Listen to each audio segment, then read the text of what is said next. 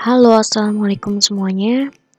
Setelah tadi kita membahas tentang simbol IRD dari mulai entitas, atribut, dan juga relasi, selanjutnya kita akan bahas tentang mapping cardinality. Apa itu mapping cardinality? Di sini terbagi menjadi 3, ada hubungan one to one, one to many, dan juga many to many. Untuk cardinality constraint yaitu jumlah dari instance pada satu entitas dapat atau harus dihubungkan dengan masing-masing instance pada entity lain. Di sini ada minimum cardinality jika kosong merupakan opsional, jika satu atau lebih merupakan mandatory. Maksimum cardinality atau jumlah maksimum. Di sini kalau kita lihat gambarannya untuk one to one, di sini ada hubungan A ke 1, B ke 1. Jadi dia tidak berhubungan dengan entitas lainnya, sedangkan one to many ada A ke 1 bisa B ke 1, A ke 1 bisa ke B kedua. Itu one to many, many to one dari banyak ke 1, many to many itu ada hubungan dari banyak ke banyak. Atau many to many. Di sini kita lihat ada contoh IRD dan kita gimana sih cara bacanya? Nah, kalau seandainya hubungannya 1 ke 1, di sini kita punya satu pegawai mempunyai satu jabatan, sebaliknya kita bisa membacanya satu jabatan dipunyai oleh satu pegawai. Atau contoh lain, kalau seandainya hubungannya itu one to many, itu satu proyek dikerjakan oleh banyak pegawai. Cara membaca balikannya itu adalah satu pegawai mengerjakan satu proyek. Jadi satu proyek dikerjakan banyak pegawai, satu pegawai mengerjakan satu proyek. Itu jika seandainya hubungannya one to many. Bagaimana kalau seandainya hubungannya itu many to many atau many to many? Cara membacanya adalah satu mahasiswa mengikuti banyak mata kuliah. Satu mata kuliah diikuti oleh banyak mahasiswa. Itu kalau seandainya hubungannya many to many. Semoga di sini jelas cara pembahasan atau cara membaca dari IRD yang mempunyai cardinality. Lanjut di sini. Nah, ini adalah gambaran salah satu dari IRD yang sudah lengkap ya. Teman-teman kita lihat di sini kita sudah mempunyai entitas dan juga atributnya, di mana atributnya mempunyai primary key, terus ada relasi juga, dan juga ada entitas lain. Selain itu kita sudah mempunyai mapping cardinality-nya. Ini sudah bisa dibilang sebagai IRD atau Entity Relationship Diagram. Kita lihat di sini ada hubungannya yang one to one, ada yang one to many, dan juga ada yang many to many. Nah, tadi di pertemuan sebelumnya kita sudah membahas tentang jenis entitas, ada yang strong dan juga ada yang weak. Nah, gimana cara penempatan mapping cardinality? Kalau kita lihat di sini ada strong dan juga ada yang weak. Kita jadikan si weak ini sebagai one to many, itu hubungan si many-nya ya. Kita lihat di sini pegawainya itu satu mengisi banyak absen. Satu absen diisi oleh satu pegawai. Jadi hubungan entitas weak ini akan kita jadikan sebagai many. Itu cara mappingnya. Kalau seandainya salah satunya ada entitas yang lemah, pastikan entitas yang lemah itu sebagai many. Oke. Selanjutnya gimana cara membaca kalau seandainya kita sudah mempunyai IRD seperti ini? Semoga teman-teman bisa cara membacanya. Di sini kita lihat satu bagan dipunyai oleh satu pegawai, banyak pegawai, satu pegawai mempunyai satu bagian. Terus selanjutnya ada banyak pegawai mengerjakan satu proyek dikerjakan oleh satu pegawai. Satu proyek memakai banyak barang, satu barang dipakai oleh banyak proyek. Itu cara membacanya ya teman-teman, semoga bisa dimengerti. Terus selanjutnya di sini kita lihat hubungannya udah mempunyai masing-masing atribut. Kita harus bisa membedakan. Oke. Di setiap relasinya jangan lupa untuk dituliskan primary key-nya masing-masing. Kalau kita lihat di sini ada berapa entitas yang ada. Semoga teman-teman bisa membaca. Kita lihat hubungannya di sini ada yang one to many to one, dan juga many to many.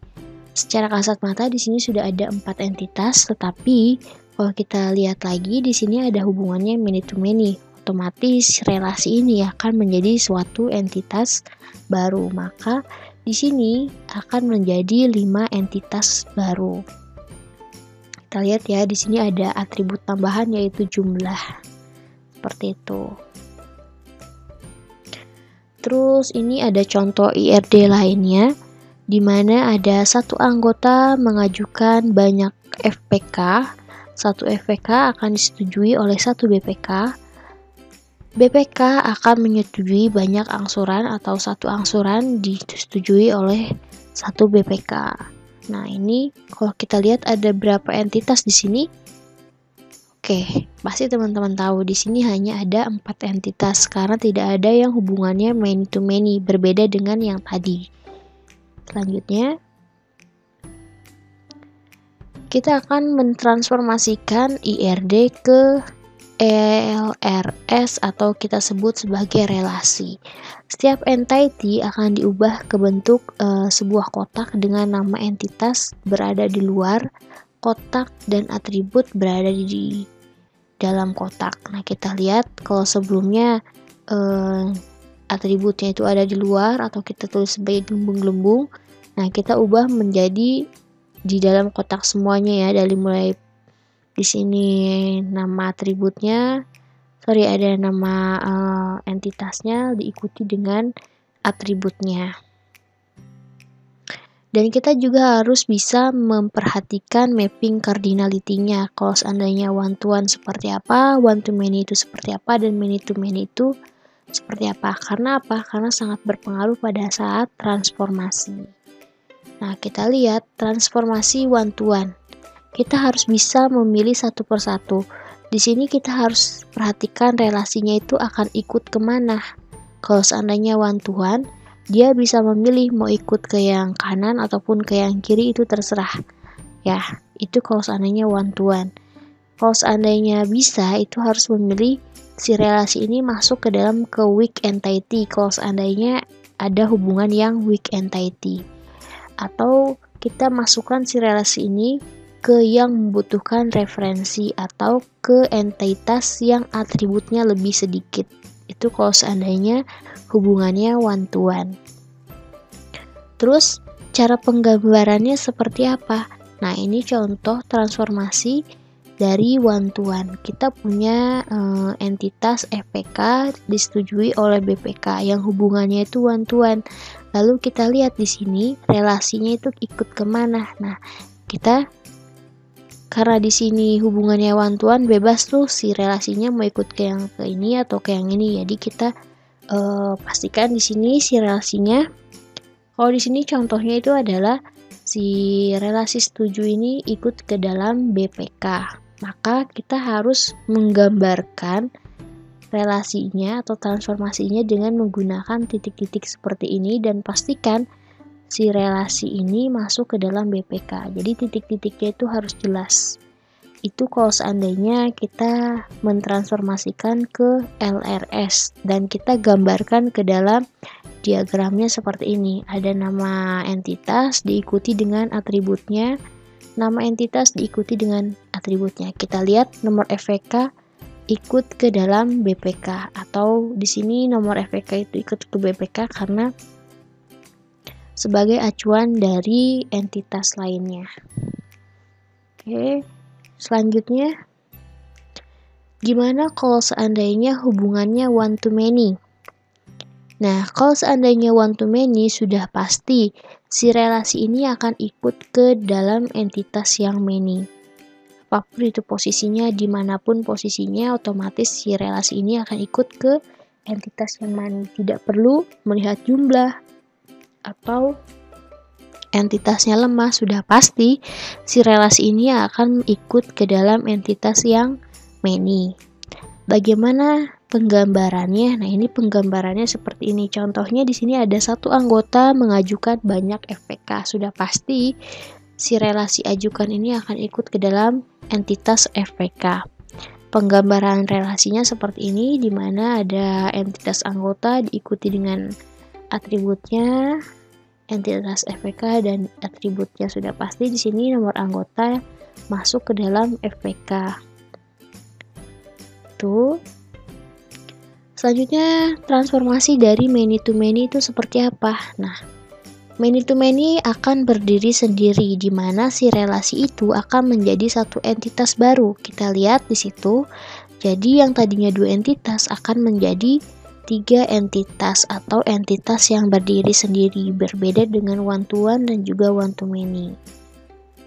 Nah, di sini contohnya adalah ketika ada diagram mahasiswa mengikuti banyak mata kuliah, satu mata kuliah diikuti oleh banyak mahasiswa. Kita lihat di sini relasi ikut akan menjadi entitas baru ya. Sebelumnya cuma ada mahasiswa dan mata kuliah. Nah, di sini entitas barunya itu adalah ikut. Ya, di mana di sini kita lihat primary key-nya mengambil dari 2 entitas, yaitu ada NIM dan kode mata kuliah. Lalu kita wajib menambahkan satu atribut pendukung, di sini adalah nilai. Itu transformasi dari many to many. Semoga bisa dipahami. Kalau seandainya ada yang kurang jelas bisa ditanyakan pada forum diskusi nanti.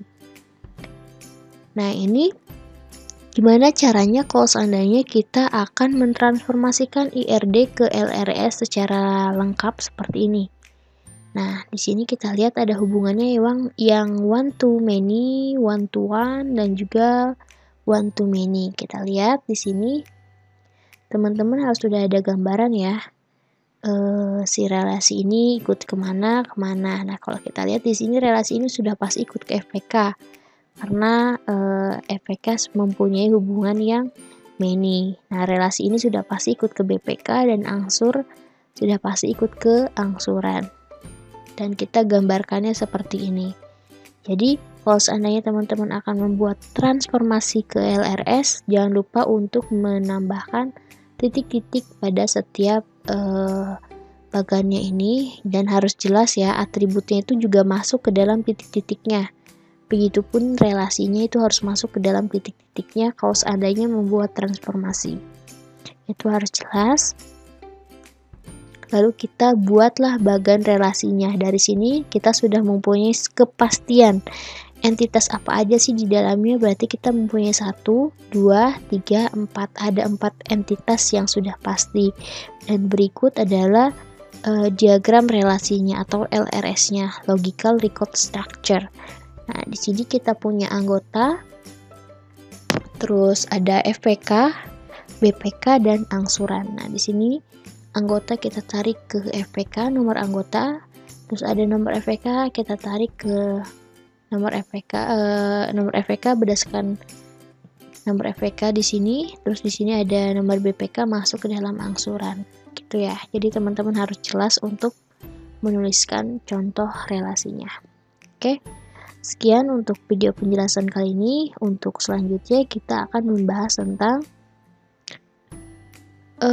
model data relasional ke dalam database. Oke, saya tutup. Wassalamualaikum warahmatullahi wabarakatuh.